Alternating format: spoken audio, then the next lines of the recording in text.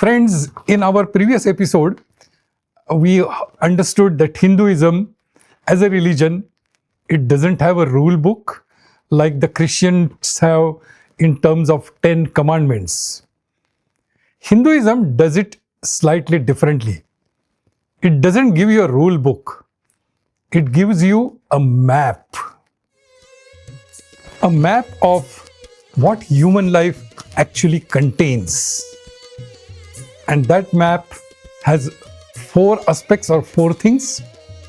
Someone may ask you, what do you actually want from your life? And I'm not talking about an answer which probably you will give to your teacher or an answer which you will give to your parents. And most people would find it difficult to answer this question. And that is not surprising because we were never given a framework to think about this question. Nobody sat us down and said, okay, here are the things which actually a human being needs. But about 3,000 years ago, people in ancient India sat with this question. And then they came up with an answer which is so well organized, so clear, so detailed, and it is relevant even today. They made a list, 4 things in order. These things are called Purusharthas, purposes of human life. 4 goals. And what is clever about them is they are not random. They are in specific order. The order which matches how the human life or how human beings actually work. The first Purushartha, Artha. Stability, money, security, all those things you need to live a human life. Food, shelter, monetary stability, financial security.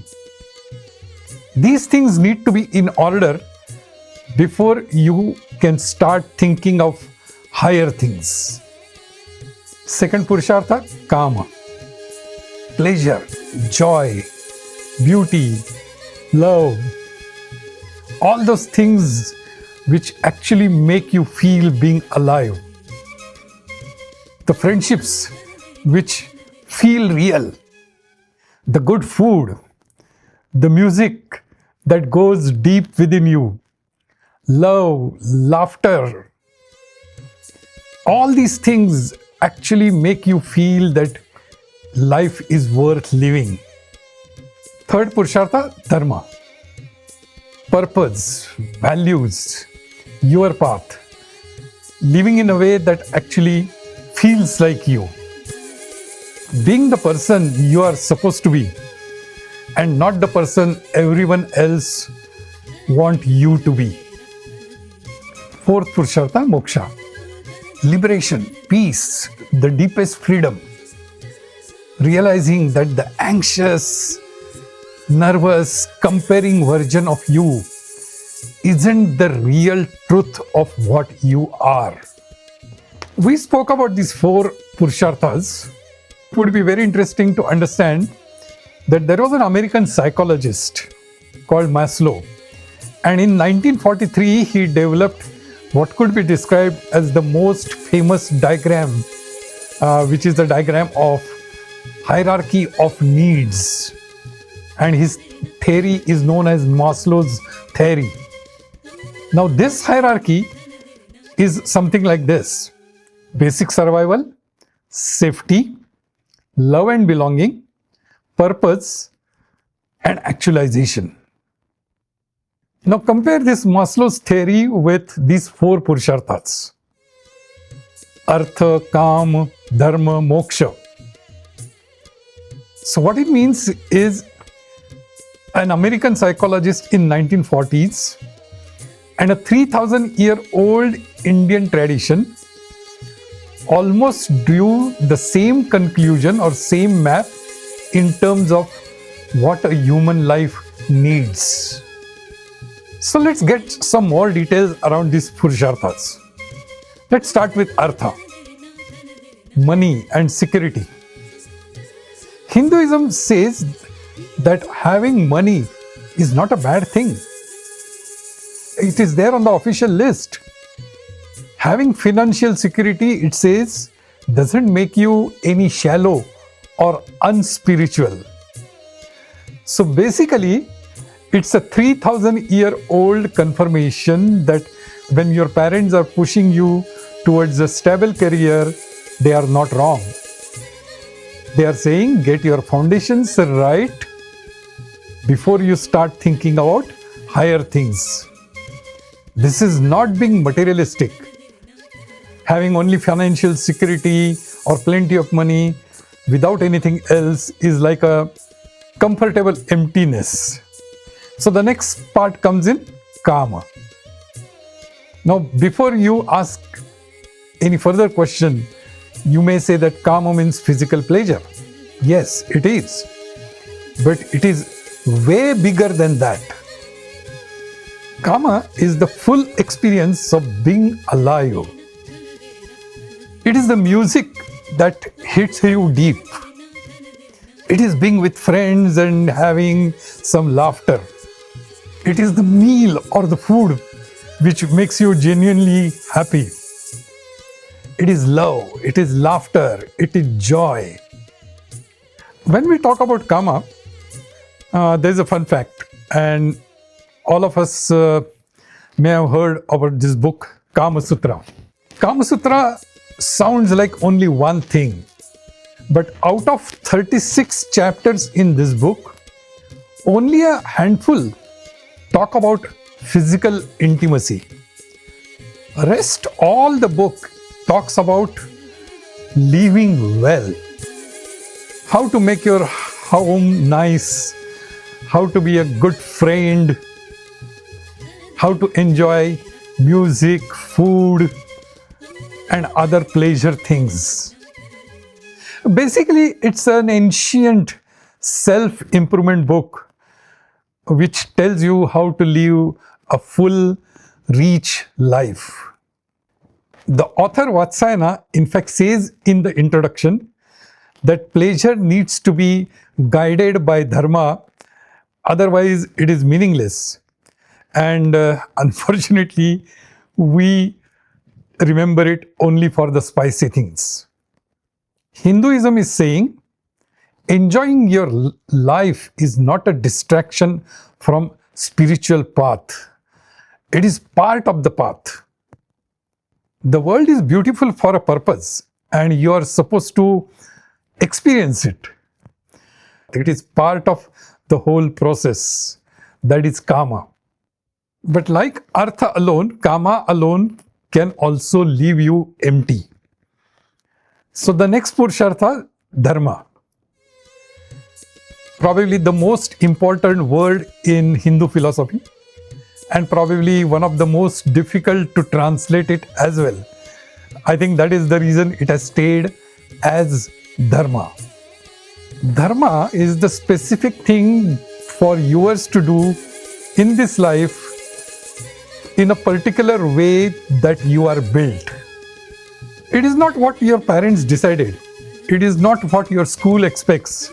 It is not something which gets most likes. Have you noticed difference between the following two things? The first thing, you are doing something because it is someone else's idea about what you should be, versus you are doing something which you genuinely like, you genuinely feel like doing. It's you. The second feeling, that is what Dharma is pointing at. It is not a job title. It is not a 5-year career path. It is feeling of rightness about how you are living. Now let's take some context to understand it better.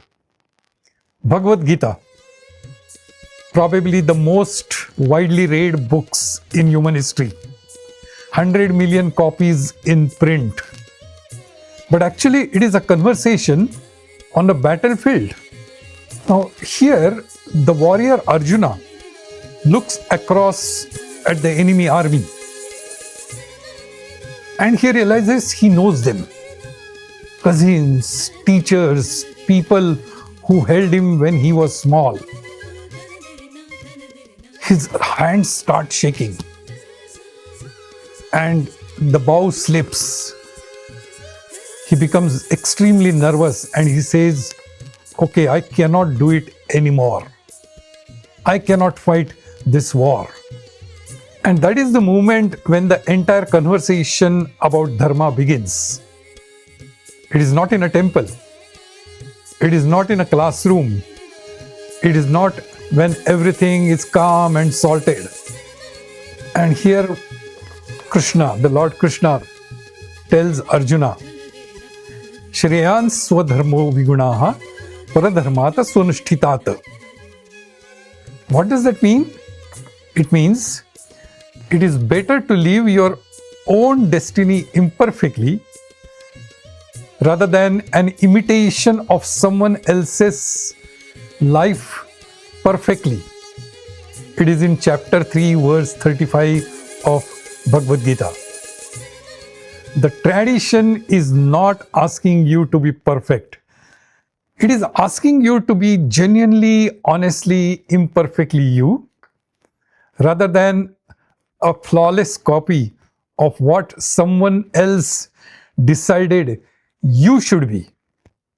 What it is saying that your dharma probably doesn't look like your parents' dharma. It is not probably something your school also expects. And the tradition says that is perfectly fine. And then we come to the last part of the Purushartha, Moksha. And this is something, probably hard to describe, hard to explain. But let us try. Have you ever had a moment where while listening to music or maybe while you are with someone whom you like, you totally forgot about yourself? You were totally lost, even for a couple of seconds. Like you stopped just being you for a moment and became part of something bigger. Moksha is that feeling, liberation. Moksha is not about dying and going somewhere else. It is about waking up right here to something that was always true. Think about the wave on the ocean, which is real. It has its own size, it has its own shape, it has its own sound. It rises and falls. It is never separate. It is still part of the ocean. But imagine if it starts thinking that it is separate from the ocean, as against it is part of the ocean. Moksha is the feeling when the wave realizes it is part of the ocean. Maslow, the psychologist, earlier we talked about the hierarchy of needs. The same guy spent last years of his life studying peak experiences of the life where people find unity and peace, where the boundary between me and everything else dissolved briefly. He called this highest human state as transcendence, and he said that the closest descriptions he found, they are in the Hindu and Buddhist philosophy: Artha, Kama, Dharma and Moksha. Someone figured it out 3,000 years ago, and it is still relevant and it still maps to our day-to-day life. Next episode, Karma. And no, it is not what the memes say it is. You may have seen posts, karma got them, karma is real. You do something awful today and after 6 months something happens to you which is bad and you say, karma got it. That is not what karma means. Karma is not all about cosmic revenge. Karma is about something which is happening in your life right now, today, in all the choices which you make. So see you again in next episode when we will talk about karma.